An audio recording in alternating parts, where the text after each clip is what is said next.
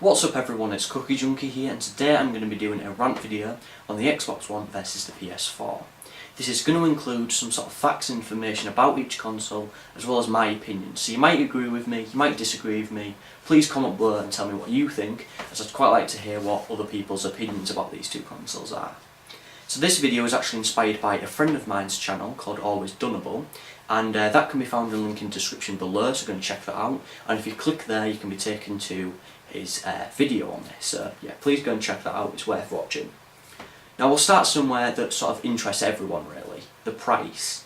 Now Xbox's big reveal was a few days ago at E3, and I've just checked on Amazon now actually, and the Xbox One is currently priced at £429, which is roughly $500 I think. So that might change, we don't know yet, but until it's released we won't fully know what the price is, I guess. But I think that's what it's going to stay at, to be honest. Now the PS4 on the other hand was priced higher, but as soon as Sony found out what the Xbox One's price was, they dropped the price of the PS4 by £80, that's $100. They just dropped it, they just cut it off. And now the PS4 is currently priced at, I actually can't get over how cheap this actually is. It's 350 quid, right? Which I think is around $400, but I'm not sure, please correct me if I'm wrong. £350 for the PS4. Almost £100 cheaper than the Xbox One.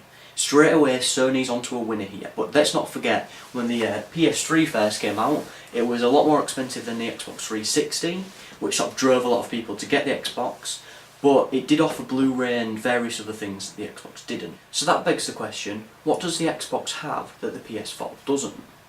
Alright, let's have a look at the hardware and see if we can figure this out.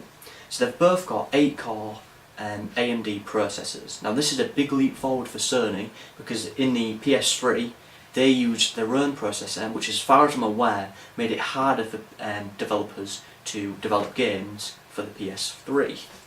So this is a good leap forward for Sony. They're both 8-core, and I believe they're both at the same clock speed, but they are using slightly different processors. Now this is where it gets a bit interesting, because while the processors are very similar, the GPU, that's graphics basically, it's just graphics processor unit, graphical processor unit, sorry. The GPU on the PS4 has a whole third better graphics than the Xbox One. Hang on, what? Why? How does that work? The Xbox is almost £100 more. Alright, let's keep going and see. There's got to be something else. They both support 4K resolution, which, in case you don't know, 1080p, which is full HD now, is 1920 by 1080 pixels. Now 4K is a much higher resolution. It's actually nicknamed Ultra HD, which I don't think is very good. I think they should just call it 4K, to be honest. And that's roughly 4000 pixels by 2000 pixels. It'll be on your screen there, so like, yeah, it's whatever that number is, and it's just going to be so much nicer when TVs come out, because, well, there's no TVs currently out to support 4K, but when they do come out at a price that consumers can actually pay, because I think the lowest price ones are like still thousands of pounds, the image is going to look absolutely spectacular. With this said, however, a lot of games today still aren't rendered in full HD. So we're not even taking advantage of technology that we already have. A lot of them, for example Battlefield, I don't know if you can see it up there, but Battlefield 3 and I believe the other two as well, they're only rendered in 720p. So even if you've got a full HD monitor and you've got your PS3 set in full HD, then you're not really, you know what I mean, it's not fully HD, it's not really been taken advantage of properly. So that's something that they both have, but we won't see that really active for a while. Alright, so they're both sort of equal on that. Now, where does this leave us? We'll go to the RAM. The RAM, right, in case you don't know, just start to quickly explain this, stands for Random Access Memory, and it's basically like a computer's short-term memory. So as soon as you turn it off at the wall, it will forget whatever stuff you've had in there, which is why it takes ages to turn your computer on the first time and stuff. Now, it's different to your hard drive, which stores information for long periods of time. Now, the RAM on the PS4, there is 8 gigabytes of it. On the Xbox One, there is 8 gigabytes of it. On the PS4, however, they use DDR5 RAM, and on the Xbox One, they use DDR3 RAM. Right. So this probably doesn't mean much to people. Basically, DDR5 is much faster and much more expensive. Why is the Xbox more? It has worse, as far as we're aware currently, it has worse graphics, because it's a third of the processing power down, and it's got worse RAM, and it's still more. That's interesting. So surely it has some sort of spectacular extra thing, like an extra processor or something. Oh no, wait, no, sorry, that's what the PS4 has. It actually has 2 processors. One of them's the AMD 8-core processor. Then there's a second one. I don't really know the specs for this, so you're going to have to look it up. A second processor dedicated to background tasks. So if you want to download a game, it goes onto that processor, and you lose none of the power of your main processor. So that means you could play a game without dropping frame rates, having lag or anything, as long as it's not caused by your internet or whatever. But you could play your game perfectly fine and download something in the background at the same time, which it was a bit of a problem on the PS3. If you wanted to download something, you'd have to wait, and you couldn't use it while you was already downloading some main things. So that's a really nice feature, and that's something that the Xbox doesn't have.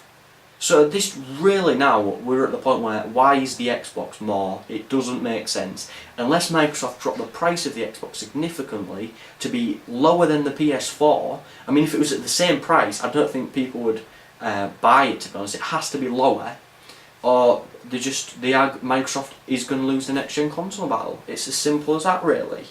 Now we can quickly talk about the sort of aesthetics of the consoles, and just like the way it looks. And if we look at the PS4, this is really nice. It's got this nice sort of like blue like lighting thing, and it's just a box. It's simple and it's to the point. I don't really care too much about how something looks. I care about how it performs rather than how it looks, which I think is something we should always be thinking about.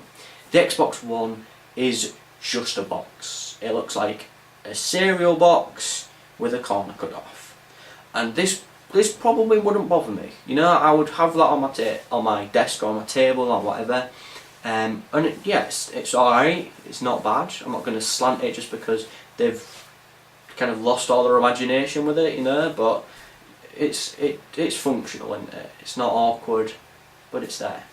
So I'm not really going to go on about this because I don't really care about the looks, to be honest. I'd rather talk about the stuff inside it and whatever.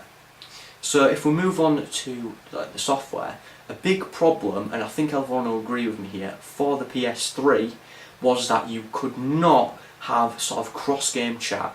And basically what this means is, like, when you went on your PS3 and you wanted to talk to your friends, you would have to go into the same game, and then you talk to them on that game, and then if one of you lagged out of the game, and an example of this is Battlefield, because it always seems to happen to me on Battlefield, then that was it. You just stopped talking to them. The Xbox had a massive advantage here because you could talk to whoever and be on whatever game, doing whatever. If you lagged out of the game and it wasn't to do with your internet, you'd still stay in the call and stuff. So it was really good and really effective. Now this is where Sony is sort of really sticking it to Xbox, because they've brought in this new chat, and I think the sort of chat will run on the other processor as well, their secondary processor, which means you lose no game performance at all from the main processor. Like, you'd probably lose, it's going to be fairly minimum, to be honest, but it's still there. Do you know what I mean? It's still, like, it's taken away from the game and experience. So that's something that Sony has really taken, I don't really know. I can't put into words how good it is that they've actually started doing that, because it has actually really annoyed me in the past. Now, they've also sort of fixed the whole developer issues, because the PS3 was really hard to develop for.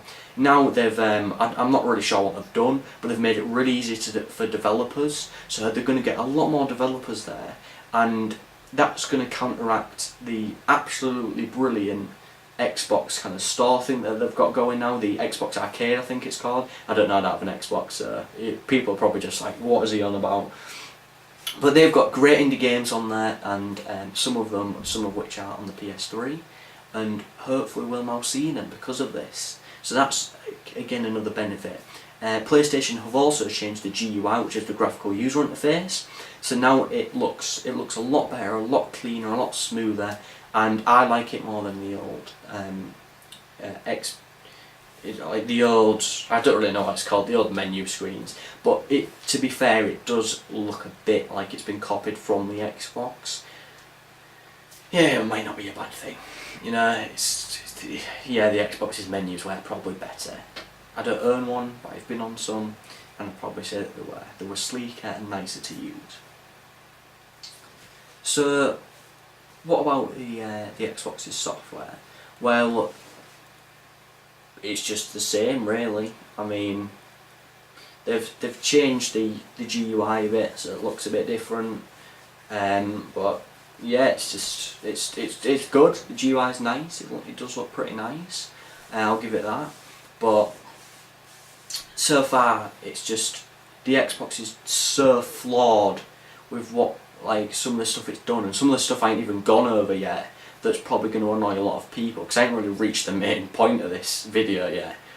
But yeah, so yeah, it's alright on the Xbox. It's alright. Now they have actually replaced MSN with Skype, which is a lot more interesting, and I really hope that the PS4 uses a third-party software like Skype for its video chatting, for its cross-game chat. Just because I actually use Skype on my computer, and I just think it would be a lot easier to get all my contacts there ready, and it's just a nicer experience, really. So that would be something I'd quite like to see implemented into the PS4 as well. So that's probably one thing that Microsoft has done well. Now this is one of the main points of this video, really, and the reason why the title is called what it is. If you watched the Xbox reveal, one word sums up what the Xbox does: TV. TV experience. TV. TV in movies. TV. Xbox. Watch TV. TV. TV. TV. TV. TV. Watch TV. TV. TV. TV remote. TV experience. TV. TV. TV. TV. Sports TV. TV. TV. Anybody? That's all it now does. It's just bloody TV.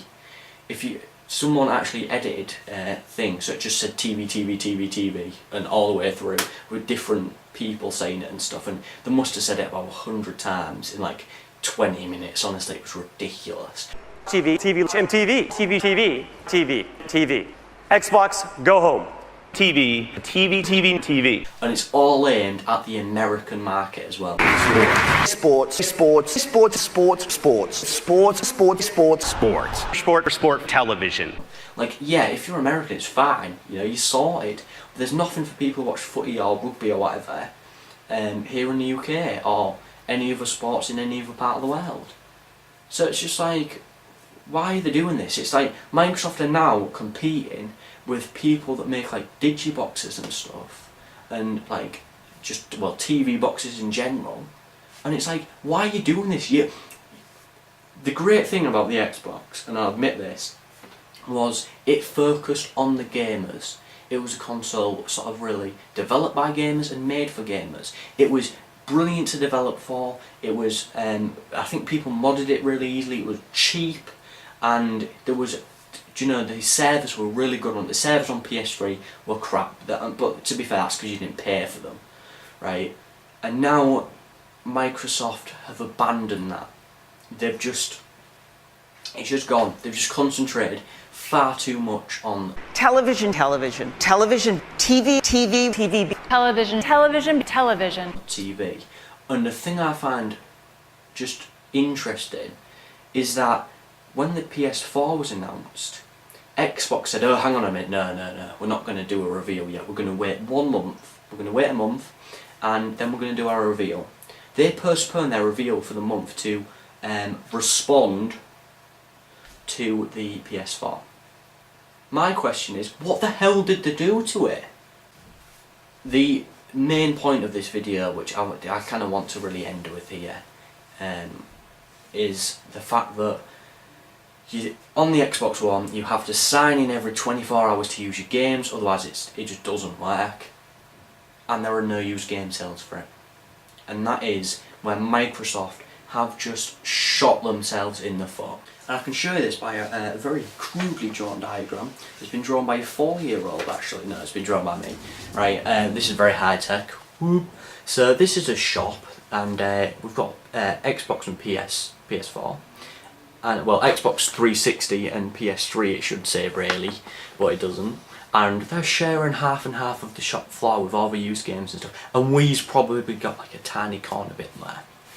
Right, so that's that. Now, what happens when Microsoft gets rid of used game sales? Oh look, all the area in shops can be used for PS4 games.